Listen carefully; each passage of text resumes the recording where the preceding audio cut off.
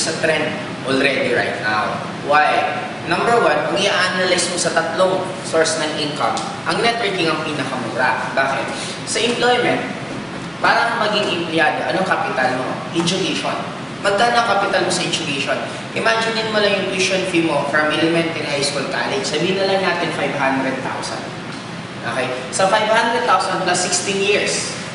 In short, ito yung capital mo para ano? Para kumita ka na minimum salary. Kung sa business point of view, this is not a good business. Bakit? The moment nagtatrabaho ka, sabihin na natin ang sweldo mo 10,000.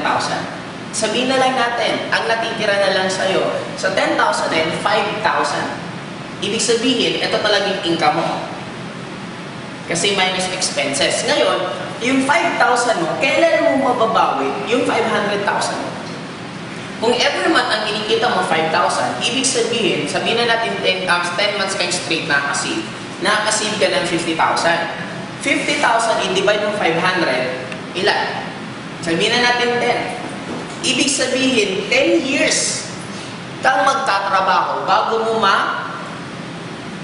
kukuha yung kapital mo. Sa traditional business, it's not a good business. Bakit? Ang good business dapat at least 3 years nag-ROI ka na bumalik ka. Okay? Sumunod, business. Sa business, ang dilemma dito, pag wala kang kapital, hindi ka pwede mag-put up ng negosyo. The moment magkaroon ka ng business, the moment magkaroon ka ng income, anong susunod na mangyari? Maliban sa big capital, ang kailangan mo para mag-put up ng negosyo, susunod, kailangan mo ng experience. Ang dilemma dito, pag nagtayo ka ng negosyo, meron kang kapital at wala kang experience, normally, ang kapital mo mauubos. Para bakit siya kailan maubos? Para mag-gain ka ng experience. Para sa susunod na mag-put up ka ng business, doon ka na pwede kang kumita. Yun ang nagiging dilemma sa traditional business. Networking. Sa tatlong to, networking ang cheapest. Bakit? Napakamura ng capital. Bakit? Sa InGlobal, ang capital lang niya, 7,980. Sa 7,980 mo, kahit wala kang experience, okay lang. Wala ka rin risk. Bakit? Yung 7,980 mo, may produktong bumalik, may scholarship na bumalik, may insurance na bumalik. In short, nagbayad ka pa lang, halos balik na agad yung binayad mo. Kaya wala ka ng risk. Kung sa sugal nga ang tawag ko dito, mamimili ka sa dalawa, tabla o panalo.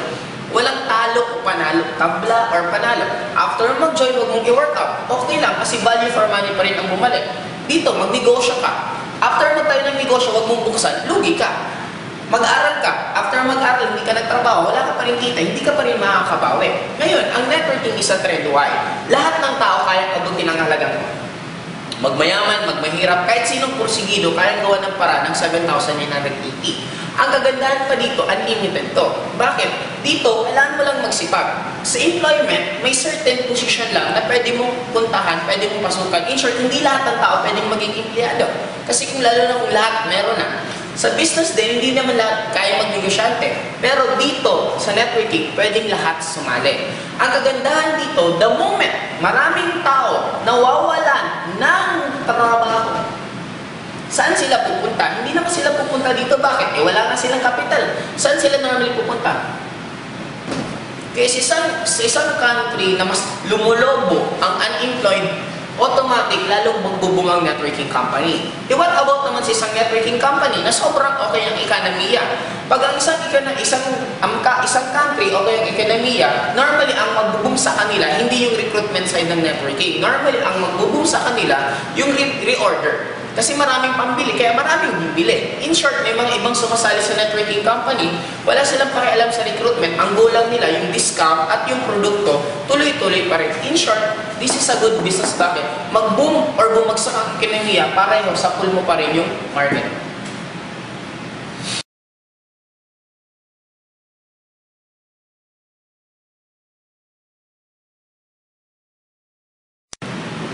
Bata pa lang ako gusto kong yumaman. Isa lang ang rason ko. Hindi kasi pantay pag mayaman ka at mahirap ka dito sa Pilipinas. Habang yumayaman ka, lalong gumaganda buhay mo. Habang yumayaman ka, lalong nagiging libre sa'yo lahat. Bakit? Perfect example ko, halimbawa mayaman ka, nakipag-fiesta ka. Ito yung nangyayari. Pag pumunta ka sa fiestahan, iba yung ipapakain sa'yo. Normally, pag alam na may kikifiesta kasi sa ano, yung may-ari mismo ng bahay na yon, ang ipapakain sa'yo yung pinaka-special na mga putahe. Normally, iba yung ipapakain sa mga ordinaryong bisita at sa'yo. Ang gagamitin mong plato, yung mga platong tago-tago nila na talagang napaka-importante sa kanya yung platong yun ang ilalabas para gamitin mo. Yung kubyertos, ganun din. Papaupuin ka sa pinakamagandang pwesto sa bahay nila. Ganun ka-unfair. Habang kumakain ka ng marami, lalong natutuwa sa'yo yung pinuntahan mo pag mayaman ka. Pero pag mahirap ka, habang kumakain ka ng marami, lalong sumasama ang tingin sa'yo nung pinuntahan mo. Ganun ka-unfair. Parang sa akin, sa nangyari sa akin, imagine mo, pag mayaman ka, manghirap ka ng kotse, papahiramin ka. Pero pag mahirap ka, manghirap ka ng kotse sa kaibigan mo, hindi ka papahiramin. Ganun ka-unfair. Pag ako gumigimik, normally lahat halos libre na. Bakit? Pag pupunta ako sa punchline, tatawagan ko lang yung friend ng stand-up comedian, sasabihin ko pupunta ako, sasabihin niyo yung front desk, pag pumunta kami doon, libre na lahat ng kasama ko. Pero pag mahirap ka, magbabayad ka talaga ng entrance. Pag gumigimik ako, ipapark ko lang yung hammer ko sa harapan ng gimikan. Pagpasok ko tuloy-tuloy, walang sita-sita, asikasuhin ka pang mabuti ng mga bouncer, parang mamasayin ka pa, babantayan ka pa na parang hindi pwedeng lumapit sa ibang tao. Ganun kasarap. And imagine mo, hindi na ako sinisingil ng entrance. Ilang beses na akong may na-violate na traffic rules. Ang gagandahan lang, pag hammer dala-dala mo, hindi ka talaga uulihin. Bakit? Kahit mismo yung enforcer, nag-aalangan. Gumimik ako one time sa Metro Walk, alas 8 ako ng umaga umuwi. Hindi ko alam coding na pala ako that time. Dalawa kami magkasunod. Ako, tapos yung isa, Lancer EX, ang dala-dala niya. Pagdaan ko, yung dalawang enforcer, tuwang-tuwa kasi nakakita ng hammer. Sabi nila, wow, hammer, ang ganda. Pag diretso ko, yung nasa likod ko, pareho kami coding. Yung Lancer EX, pinatabi, hinuli. Imagine mo, ganun ka-unfair. Ang ganda na ng sasakyan mo, may pera ka na, hindi ka pa hinuhuli. Nag-serving kami. Imagine mo, pag-serving namin, sinita kami nung enforcer. Alam mo, sabi, sir, pasensya na, kaya ako lang kayo sinita kasi nag-serving po kayo. Marami po kasing nakakita. Pero kunwari lang po ito, papalagpasin ko rin po kayo, hindi ko po kunin yung lisensya nyo para wala lang pong masabi yung ibang tao. Just imagine, yun ang unfair the moment mayaman ka. Kaya pinili ko maging mayaman kasi ang sarap ng buhay pag mayaman ka. Habang lalo kang yung mayaman, lalong nagiging libre ang lahat.